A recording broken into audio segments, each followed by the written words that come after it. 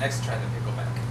Pickleback's great. Pickleback's are good. Is it good? Jameson, but if we're doing the Jameson pineapple back, we're gonna call this an LJG. Yes. There you go. I like it. So can I just get an LJG? Everyone's gonna know it's whiskey. Cheers to the Bovine. Hey, it's Mike and Ashley from The New Noise, and we are joined with Laura Jane Grace up against me. Hello. Well, we're here at the Bovine in Toronto. 25 years. It's pretty crazy. Incredible. What kind of experiences have you had here? Good, amazing performances here. Blurry nights.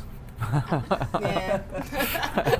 I feel like if you were to ask most people, like, what memories do you have of the Bovine? People would be like, oh, I don't know. Like lots of blurry nights, blurry fun nights. Yeah, nothing but positive memories, though. Last time we caught up with you, it was we actually were chatting at Riot Fest, and we were talking about our favorite drunk foods, and yours was poutine. When in Canada, sure. Of Yeah, course. yeah. One in Canada. Okay, so Well, I mean, you just can't in the States. It's not like, drunk at 2 a.m. There's some place I know that I can go to get poutine. Yeah. And to be honest, we dropped the ball a little bit because there's a poutineery You up the did. street. I dropped the ball. We're like, oh, we should get some poutine and do this. I for the ate interview. before I came here, so Oh, yeah? and I had sushi. I don't know if like sushi and poutine is a good combo. I don't know, but is poutine and drinking a good combo? Well, no, but you don't regret it until the next day. So It's true. yeah. Fair enough. Or hours later. When we caught up with you at Riot Fest, you were touring 23 Live Sex Acts. Now you've got a new album coming out, a new single. We do. It's pretty exciting. Very Can exciting. you talk stuff. a little bit about that? We have an album coming out in September called Shapeshift with Me. First single is called 333.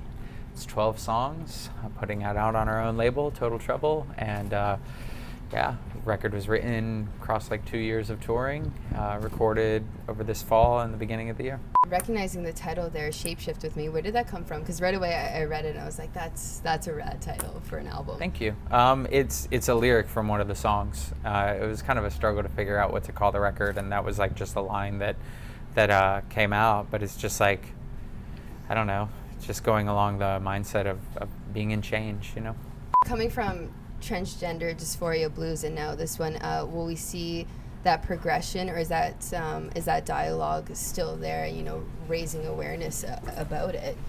I mean, I think that obviously when you're comparing one record from the next record from any band, you're going to see a progression or whatever, but anything that's there is not conscious, it's not thought out or pre-calculated or anything like that, and these songs are not trying to be anything, not trying to like cater to anybody or speak for anybody other than myself.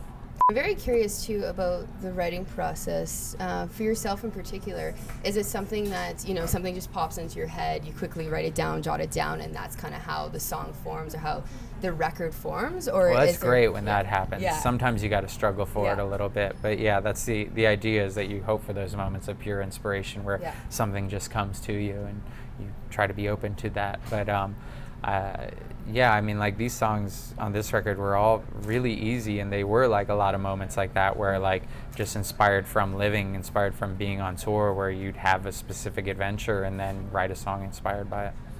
We have to ask, how crazy was North Carolina when you played there? Yeah. That's an insane. The law is insane. Everything about that is insane.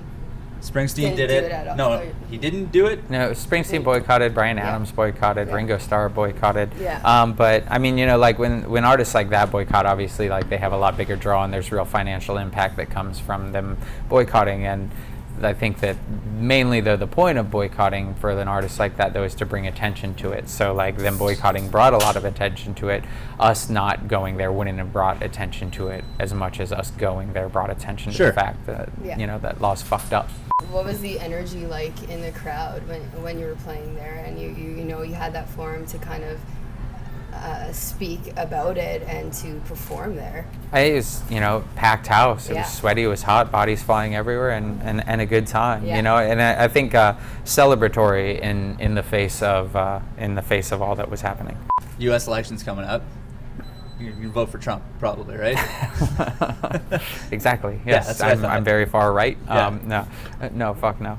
Does that scare the shit out of you? What's happening in the States? Yeah, it's just weird. It's wild to be in a point where like you're like almost like Miss George W. Like who just seemed like a kind of like a affable buffoon compared to Trump, who seems like genuinely dangerous. Maybe that's naive to say, or like looking back in a weird way, seeing things differently. But yeah, I hope for the best, you know. Do you have any surprises or anything like coming up on the album? Did you have any guests, any co-writers, anything like that you can talk about now? Sure, actually, yeah. I mean, that was kind of like the whole spirit with this record, was really being open to collaboration, whether that was within the band or two of the songs I wrote with my friend Cody Vodolato, who played in the Blood Brothers, Cold Cave, and Headwind City. And then, you know, like apart from the band playing on the record, even like, you know, two of the songs, Mark Hudson, who recorded the record with us and who does the Devouring Mother stuff with me and Adam, he played on two of the songs, and just really like not trying to like put confines on anything and just being open to like collaboration, however that came, you know. That's amazing. Do you have tour dates locked in? Anything coming up? We start going in September when the record comes out, Cool. and then it's just like clear to the end of the year and into the next year. So Nice. yeah. Congratulations too on the book as well. Oh, thank you. Tranny. I was reading the article now a while back, A Mandatory Happiness, and your reasoning behind naming it that, which I thought was really cool, and how empowering that is. When you, now that you've written it and it's put out there and it's published, do you ever, I don't know, as a writer myself too, do you ever look back and think, you know, I wish maybe I added this in, or I wish I explained this more, or is it everything that's put out there is you're happy with? I think I think that there'll always be that feeling of like wishing you could have added something in, or like after it's finished being like, oh, but wait, what about that? You know, but you kind of like just got to surrender and let it go after a point, you know. Laura, thank you so much for joining us. It's fantastic. Right on. Thank you. Cool. Thanks Nice. for having me. Bye.